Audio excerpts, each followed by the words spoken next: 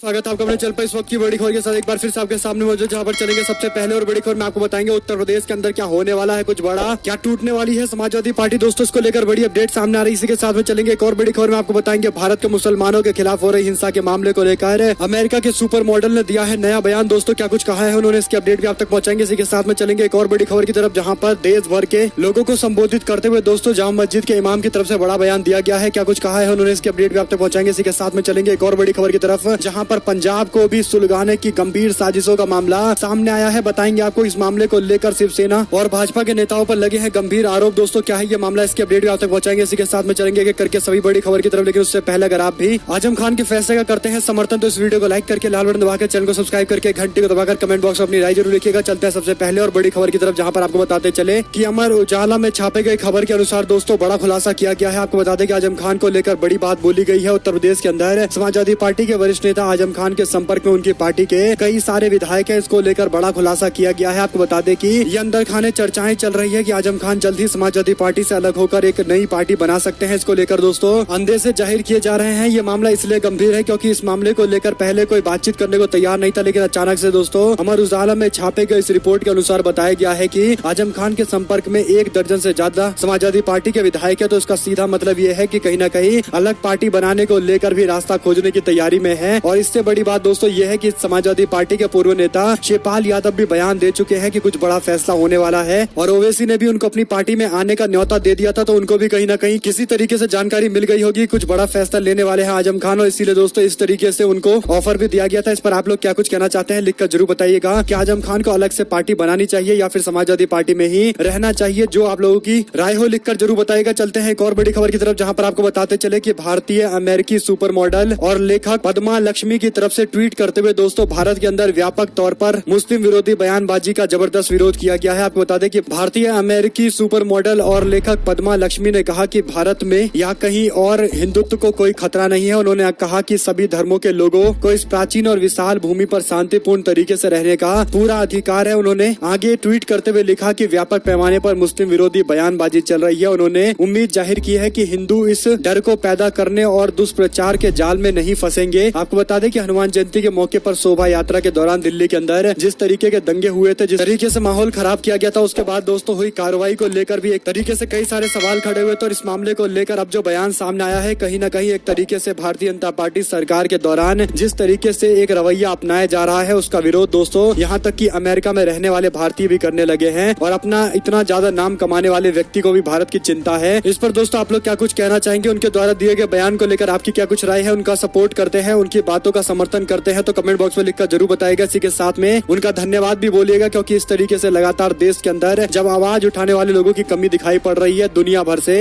वे सभी लोग इस मुद्दे को लेकर एक आवाज उठा रहे हैं जो देश के अंदर शांति, भाईचारा और प्रगति देखना चाहते हैं। दोस्तों ऐसे में एक और बड़ी खबर है, जहां पर दिल्ली के जामा मस्जिद में नमाज के लिए जमावड़ा लगा, जहां पर जाकर जामा मस्जिद के शाही इमाम अहमद बुखारी ने मुल्क के मौजूदा हालात को लेकर अपनी बातें रखी है। उन्होंने कहा कि हिंदू और मुसलमान दोनों फिक्रमंद हैं और दोनों के बीच में नफरत अगर ऐसे ही बढ़ती रही तो भविष्य क्या होगा। उन्होंने ये सवाल खड़ा किया है। उन्होंने कहा कि मुल्क ऐसे वक्त से गुजर रहा है जब बड़ी बड़ी तब्दीलियां हो रही है। हम सबको और हुकूमत को संजीदगी से काम लेना चाहिए। मुल्क में नफरत की दीवारें खड़ी होगी या अमन होगा, इसको लेकर हम सभी लोगों को विचार करने की जरूरत है। आगे उन्होंने कहा कि मुल्क कानून से चलता है, मुल्क के कानून में लोकतंत्र है। हिंदुस्तान को एक बड़ा खतरा मजहबी नफरत से है। अगर इसे नहीं रोका गया तो न जाने कहां पर जाकर ये मामला रुकेगा। ये मजहबी जुलूस चाहे हिंदू के हो या मुसलमानों के, आज ये नया तरीका निकल गए हैं दूसरे के खिलाफ भड़काऊ भाषण देने का, बयानबाजी करने का और एक तरीके से माहौल खराब करने का। उन्होंने आगे कहा कि हमारी गंगा जमुना तहजीब रही है। आगे उन्होंने बयान देते हुए कहा कि हम एक दूसरे को मिठाइयाँ और तस्कीम करते आए हैं, लेकिन अब जिस तरीके से माहौल खराब करने की कोशिश की जा रही है उसको लेकर समाज, जनता और पूरे हुकूमत को ध्यान देना चाहिए और माहौल ठीक करने के लिए हर संभव कोशिशें होनी चाहिए। इसी के साथ में दोस्तों जहांगीरपुरी हिंसा को लेकर भी उन्होंने इशारों में कई बड़ी बातें बोली है और देश के अंदर अमन शांति को लेकर दुआएं सभी ने मांगी है। दोस्तों इसी बीच जामा मस्जिद में भी जबरदस्त भीड़ देखने को मिली। बहुत बड़ा जन सैलाब आया था नमाज पढ़ने के लिए और इस तरीके से पूरा कार्यक्रम संपन्न हुआ है। दोस्तों चलते हैं एक और बड़ी खबर की तरफ, जहां पर पंजाब को एक बार फिर से सुलगाने को लेकर गंभीर साजिशें रची जा रही है। पंजाब के पटियाला के अंदर जबरदस्त हिंसा की खबर सामने आई है। दोस्तों आपको बता दें कि पंजाब के अंदर कई सालों के बाद कर्फ्यू लगाया गया है। आपको बता दें कि पंजाब के पटियाला में हुई हिंसा के बाद कर्फ्यू लागू कर दिया गया है। पटियाला के डीएम ने जिले के अंदर 29 अप्रैल यानी बीते दिन शाम 7 बजे से लेकर आज पूरे दिन 6 बजे तक कर्फ्यू लगाने का ऐलान किया है दोस्तों। और ऐसे में पटियाला पुलिस ने कहा कि हिंसा मामले को लेकर FIR भी दर्ज की गई है। दरअसल पूरा मामला कुछ इस प्रकार है, जहां पर पटियाला के अंदर शिवसेना से जुड़े हुए लोग एक मार्च निकालना चाहते थे और इस मार्च को दोस्तों सड़कों पर निकालने की पूरी तैयारी हो गई थी, लेकिन इस दौरान खालिस्तान मुर्दाबाद के नारे लगाए जा रहे थे, जिसके बाद कई सारे लोगों ने इसका विरोध कर दिया और इसके बाद तनाव और ज्यादा बढ़ता दिखाई दिया दोस्तों। और दोनों गुटों के बीच में जोरदार तरीके से हिंसक देखने को मिली है, जिसके बाद पुलिस प्रशासन भी मामले को लेकर तेजी से कार्रवाई करने लगा और माहौल को शांत कराया गया है दोस्तों। आपको बताते चले कि इससे पहले भी कई बार माहौल खराब करने की कोशिश की गई है, लेकिन पंजाब में इस तरीके की हिंसा देखने को नहीं मिली। यानी कितने सालों के बाद पंजाब में एक बार फिर से कर्फ्यू लगाया गया दोस्तों। कहीं न कहीं देश के अंदर हो रही राजनीति और देश में जिस तरीके से हिंसा का माहौल बनाया जा रहा है, जिस तरीके से नफरत फैलाया जा रहा है, उसी का ये नतीजा देखने को मिलता है। ऐसे में खालिस्तान जिंदाबाद का नारा लगाने वाले व्यक्तियों की गिरफ्तारी की लगातार मांग की जा रही है। देश को तोड़ने की बात करने वाले लोगों के खिलाफ भी कार्रवाई की मांग की जा रही है। और इसी के साथ में दूसरी सबसे बड़ी मांग ये है कि जो शिवसेना के लोग थे जिन्होंने रैली निकाली है और बिना प्रशासन की इजाजत के, उनके खिलाफ भी कड़ी कार्रवाई की मांग की जा रही है दोस्तों। और ऐसे में देखते हैं क्या कार्रवाई की जाती है। लेकिन आम आदमी पार्टी सरकार को लेकर विपक्ष हमेशा निशाना साधते हुए खालिस्तानी समर्थक बताता है और ऐसे में आम आदमी पार्टी की सरकार पंजाब में बन भी गई है, जिसके बाद आरोप लगाए गए हैं कि आम आदमी पार्टी के खालिस्तानियों को लेकर सॉफ्ट कॉर्नर की वजह से इस तरीके की चीजें हो रही है। हालांकि इस मामले को लेकर अकाली और कांग्रेस पार्टी के साथ साथ बीजेपी के लोग भी आम आदमी पार्टी को घेर रहे हैं, लेकिन दूसरी ओर आम आदमी पार्टी ने इस पूरे मामले को लेकर कांग्रेस पार्टी, अकाली दल और शिवसेना पर ठीकरा फोड़ा है दोस्तों। वहीं पर भगवत मान ने कहा कि पूरे मामले को कंट्रोल में किया गया है, प्रशासन बिल्कुल भी किसी को कानून हाथ में लेने की इजाजत नहीं देगा। साथ साथ आपको बताते चले कि पंजाब के पटियाला के बाद शिवसेना ने भी अपने तरीके से कार्रवाई की है दोस्तों। इस बड़ी घटना के बाद पुलिस के आला अधिकारियों ने जहां पर एक और बैठक बुलाई है, वहीं पर दूसरी ओर शिवसेना के स्थानीय नेता हरीश सिंगला से लगातार बातचीत पुलिस प्रशासन के लोग कर रहे थे, ये भी अपडेट आ रही है। और ऐसे में शिवसेना की तरफ से एक्शन लेते हुए हरीश सिंगला को अपनी पार्टी से बाहर का रास्ता दिखाया गया है। हरीश सिंगला ही वो व्यक्ति है जिसने बिना प्रशासन की इजाजत की ये रैली निकाली थी, जिसके बाद इस तरीके की हिंसा देखने को मिली है दोस्तों। और इस मामले को लेकर शिवसेना ने पार्टी से बाहर का रास्ता भी दिखाया है। आने वाले दिनों के अंदर और भी कई खुलासे होंगे, जो भी अपडेट आती रहेगी आप तक लगातार पहुंचाते रहेंगे। आपके पास अगर इस मामले को लेकर कोई अपडेट हो तो साझा जरूर कीजिएगा। चलते हैं एक और बड़ी खबर की तरफ, जहां पर मंत्री पुत्र की गिरफ्तारी को लेकर जनता के मन में एक सवाल था कि कहीं न कहीं जनता को न्याय जरूर मिलेगा दोस्तों। लेकिन जो बड़ी अपडेट आ रही है वो ये कि लखीमपुर खीरी हिंसा मामले का आरोपी और केंद्रीय गृह राज्य मंत्री अजय मिश्रा टेनी का बेटा 24 अप्रैल को वापस से जेल में भेज दिया गया, लेकिन इसके बावजूद अभी भी जेल के अंदर उसको VIP ट्रीटमेंट मिल रहा है। खाने पीने से लेकर रहने का खास इंतजाम किया गया है। सूत्रों का कहना है कि उसके बैरक के अंदर 4 कूलर लगवाए गए हैं। स्पेशल पान भी बाहर से मंगवाया जाता है। पान भी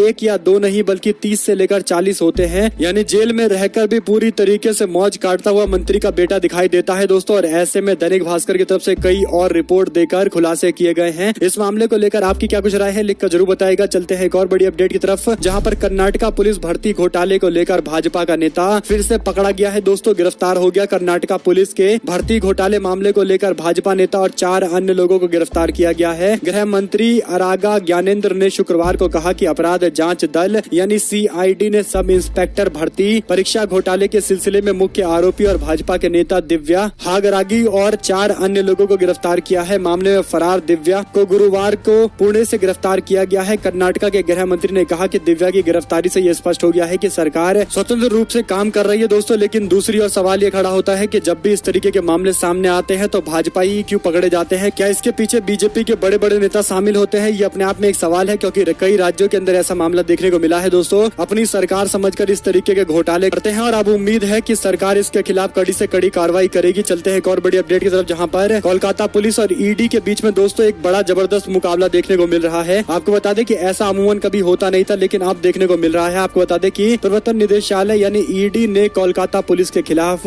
दिल्ली पुलिस की क्राइम ब्रांच में FIR दर्ज कराई है। आपको बता दें कि FIR में ED ने कोलकाता पुलिस की अदालत के आदेश में हेरा फेरी और जालसाजी का आरोप लगाते हुए कोलकाता पुलिस पर यह आरोप लगाया है। ED के अनुसार अदालत के आदेश में फर्जीवाड़ा किया गया था। दरअसल ED के एक वरिष्ठ अधिकारी को उनकी सहमति के बिना उनकी आवाज का नमूना देने के लिए कहा गया था, जबकि अदालत के आदेशों में उनकी सहमति की बात कही गई थी। इस मामले को लेकर ED ने कहा है कि अदालत के आदेश में फर्जीवाड़ा किया गया है। वहीं पर अब दिल्ली पुलिस की क्राइम ब्रांच ED के इस मामले को लेकर प्राथमिकता से काम करने वाली है। कुल मिलाकर दोस्तों, जब देश के अंदर सभी पुलिस प्रशासन और जितने भी इन्वेस्टिगेशन एजेंसी है सभी को साथ में मिलकर काम करना होता है, तो अभी इस तरीके का विवाद देखने देखने को मिल रहा है। एक संस्थान दूसरे के खिलाफ मामला दर्ज करा रही है, दूसरा तीसरे के खिलाफ मामला दर्ज करा रहा है। इस पर आप लोग क्या कुछ कहना चाहेंगे, लिखकर जरूर बताइएगा। चलते हैं एक और बड़ी अपडेट की तरफ, जहां पर सुलझे पंडित दीनदयाल और गुजरात के पूर्व गृह मंत्री हरेन पांड्या की हत्या को लेकर सभी राज्य। दोस्तों, ये मांग किसी और ने नहीं की है, बल्कि भारतीय जनता पार्टी के वरिष्ठ नेता ने ये मांग की है। बीजेपी के सांसद सुब्रमण्यम स्वामी ने जनसंघ के नेता पंडित दीनदयाल उपाध्याय और गुजरात के पूर्व गृह मंत्री हरेन पांड्या की हत्या को लेकर फिर से जांच करने की मांग की है। स्वामी ने कहा कि सुप्रीम कोर्ट के जजों के तहत जांच के लिए 2 अलग अलग आयोग बने जो इन मामले की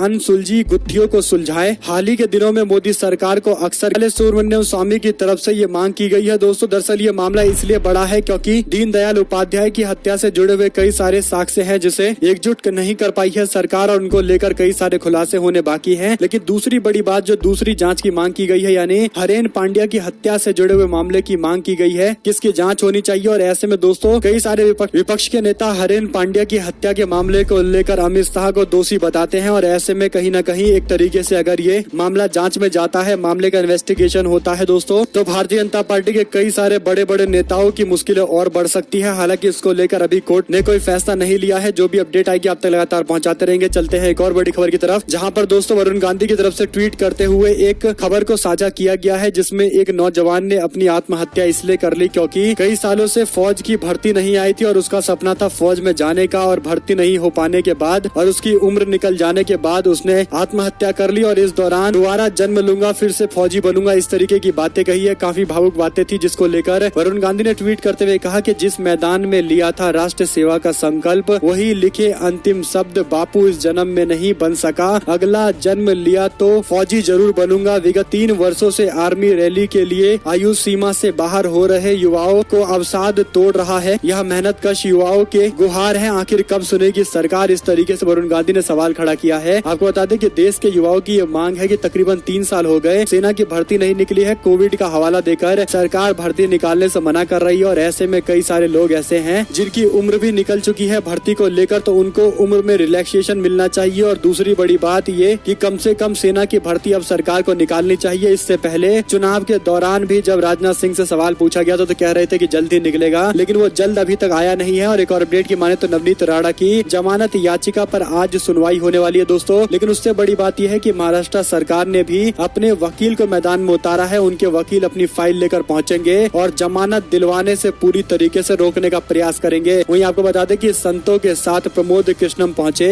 आजम खान के घर परिवार को दिया ईद का तोहफा। शिवपाल यादव बोले, कहा बहुत जल्द कुछ बड़ा फैसला होने वाला है। वहीं आपको बताते चले कि एक और बड़ी खबर है, जहां पर आम आदमी पार्टी के नेता आतिशी के संयुक्त राष्ट्र महासभा में भाषण के दौरान अरविंद केजरीवाल की उन्होंने जमकर तारीफ की है। दोस्तों, आम आदमी पार्टी के नेता आतिशी ने संयुक्त राष्ट्र महासभा को संबोधित करते हुए पार्टी के संयोजक अरविंद केजरीवाल को शुक्रिया अदा किया है। इस दौरान दिल्ली मॉडल को लेकर काफी विस्तार से उन्होंने चर्चा की है। वहीं पर एक दिन का भी कोयला हमारे पास मौजूद नहीं है। रिकॉर्ड गर्मी के बीच में बिजली कटौती को लेकर दिल्ली के स्वास्थ्य मंत्री ने बयान दिया है। दोस्तों, सत्येंद्र जैन की तरफ से ये बातें कही जा रही है। वहीं पर दिल्ली मीटिंग में नीतीश कुमार की गैर हाजिरी बीजेपी से रिश्ते में खटास को लेकर एक आहट के तौर पर देखी जा रही है। दिल्ली की मीटिंग में शामिल नहीं होने को लेकर नीतीश कुमार ने कहीं न कहीं एक संकेत दे दिया है। उन्हें सहयोगी बीजेपी के रुख से नाराज बताया जा रहा है, क्योंकि बीजेपी विभिन्न नेताओं का इस्तेमाल करके भारतीय जनता पार्टी का मुख्यमंत्री बनाने को लेकर बार बार बिहार के अंदर चर्चाएं करा रही है, जिसको लेकर नीतीश कुमार में एक नाराजगी है। यही बड़ा कारण है कि तेजस्वी यादव के साथ में काफी नजदीकी में दिखाई दे रहे हैं नीतीश कुमार, जो एक तरीके से संकेत है भारतीय जनता पार्टी के लिए कि उनके पास विकल्प ही विकल्प है। अगर बीजेपी नहीं तो तेजस्वी के साथ सरकार बना लेंगे, क्योंकि उनके पास विकल्प की कमी नहीं है। एक और अपडेट की माने दोस्तों तो देश में बिजली संकट गंभीर है, दिल्ली सरकार किसी तरीके से कर रही है मैनेज, ये बयान दिया है अरविंद केजरीवाल ने। दिल्ली के मुख्यमंत्री अरविंद केजरीवाल की तरफ से ये बयान आया है। उन्होंने कहा कि दिल्ली के अंदर मामला काफी गंभीर है, लेकिन हमने मामले को पूरी तरीके से ठीक रखा हुआ है और जितनी मेहनत कर सकते हैं कर रहे हैं कि बिजली की कमी ना हो, लेकिन हमारे पास कोयला की कमी है, ये बात सच है। एक और अपडेट की माने तो पूर्व मुख्यमंत्री महबूबा मुफ्ती ने केंद्र सरकार पर जमकर निशाना साधते हुए कहा कि उनकी मंशा है ये कि जम्मू कश्मीर को पूरी तरीके से नष्ट कर दिया जाए, लेकिन हम ऐसा नहीं करने देंगे। वहीं पर दोस्तों जिसे हिंसा प्यारी है वो गिन रहा है अपने अंतिम दिन, बोले आरएसएस के चीफ। बयान की तारीफ कर शिवसेना नेता ने कही ये बात। देश में सांप्रदायिक हिंसा की घटना को लेकर राष्ट्रीय स्वयंसेवक संघ के चीफ मोहन भागवत ने कहा कि हिंसा से किसी को भी कोई लाभ नहीं होने वाला, और इसी तरीके की बयानबाजी उन्होंने की है। हालांकि भारतीय जनता पार्टी के नेता और उनके संगठन से जुड़े हुए नेता देश में अशांति फैलाने को लेकर दोस्तों एक भी पत्थर बिना मोड़ा हुआ नहीं छोड़ते, यानी एक तरीके का कहावत है। एक और अपडेट की माने तो महंगाई पर मनमोहन सिंह सरकार को सीएम रहते हुए नरेंद्र मोदी ने